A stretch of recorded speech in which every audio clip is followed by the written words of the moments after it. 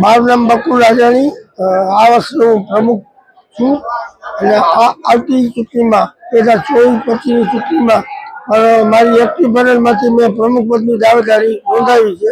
એ તો અત્યારે કહી ન શકાય, પણ મારી એક્ટિવ પેનલનો માહોલ સારો છે અને ખરેખર 3 ત્રિપક્ષીય જંગ નથી, માત્ર 2 જ પેનલ અત્યારે જંગ છે. અત્યારે સૌ વકીલોને એક્ટિવ પેનલના ઉમેદવારો સૌને ખુશીનો માહોલ છે અને જ્યારે રિઝલ્ટ આવે ત્યારે જીતે ત્યારે વધારે ખુશીનો માહોલ હશે. પરેશ મારૂ એડવોકેટ, સમરસ પેનલમાંથી મેં પ્રેસિડેન્ટ તરીકેની મારી ઉમેદવારી નોંધાવેલ છે. મારી સાથે સમરસ પેનલમાં મારા 16 ઉમેદવારો છે, જે જુદા જુદા હોદ્દાઓ અને કારોબારીના સભ્યો તરીકે ઉમેદવારી નોંધાવેલ. અમને પૂરેપૂરો વિશ્વાસ છે કે જીત અમારી સમરસ પેનલની છે અને સમગ્ર અમારી સમરસ પેનલ આવશે.